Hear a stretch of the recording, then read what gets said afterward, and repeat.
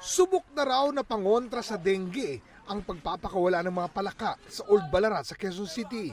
Pinag-aaralan ng barangay na gawin ulit ito. Mostly lahat yan nilagay namin sa mga kanal. Ang mga kinakain yan is mga yung mga langaw, mga eggs, mga lamok. Kaya sa tingin namin na talagang nakatulong, almost 50% na-reduce yung cases ng dengue. Nakatuon muna sila sa paglilinis, lalo na sa mga pwedeng pamahayan ng lamok. Lalo't may dengue outbreak ang Quezon City, kung saan di mababa sa 10 ang nasawi sa sakit.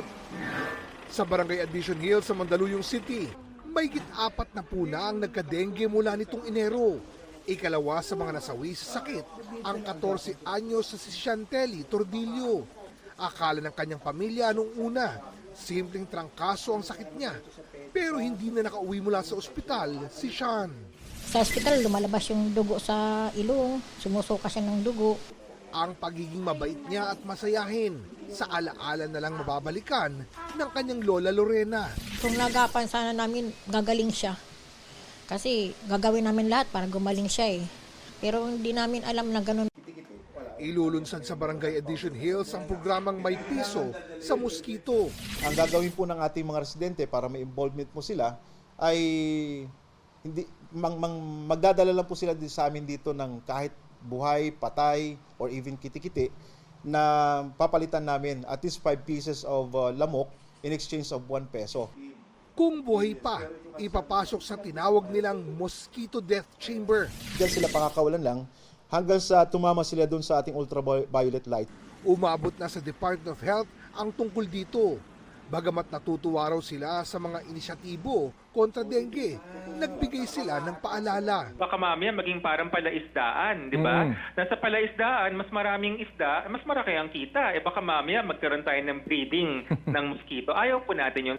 Maganda ho, magsumangguni tayo sa ating local health office or kunyari sa Department of Health. Nagbigay naman ng paglilinaw ang pamunuan ng barangay. Bukod pa sa bawal lumahok sa programa ang mga menor de edad. Hindi po ito magiging forever na gagawin namin. Isa lang po ito sa alternatibo para mapababa yung kaso namin. Sa San Juan City, mayat mayang misting ang panlaban sa dengue. Ang health office naman sa Lapu-Lapu City, Cebu, nagsasagawa ng information drive at namimigay sa mga paaralan at barangay ng mosquito net na may insecticide. 175 na kaso na ng dengue ang naitala sa lungsod. 8 pang lugar ang idedeklarang may dengue outbreak ayon sa DOH, pero hindi pa pinangalanan ang mga lugar sa ngayon. Dati ay hindi ito panahon ng dengue, pero tila nagbabago na umano ang sitwasyon. Hindi siya panahon ng tag-ulan, pero yung tinatawag na shear line, ITCZ, yung easterlies, dumadami yung buhos ng tubig at pag dumami ang buhos ng tubig, talagang naiipon yan sa paligid-ligid. Yung mga lamok dumadami. Kaya mahalagang malinis ang naiimbak na tubig. At kung may mararamdamang karamdaman, huwag babaliwalain tulad ng taas-babang lagnat. Pag nawala na yung lagnat, saka lumalabas yung ibang tinatawag na warning signs. Ano yung mga yon? Yung pagdurugo ng gilagid, yung pagpapantal, yung pag-iba ng kulay ng dumi. Pakonsulta na ho sa isang center or ospital para masigurado kasi may test po para dyan na hindi naman ho mahal, minsan libre pa ho. Para sa GMA Integrated News, ako si Oscar Oidang, inyong saksi! Mga kapuso, maging una sa saksi. Mag-subscribe sa GMA Integrated News sa YouTube para sa iba't ibang balita.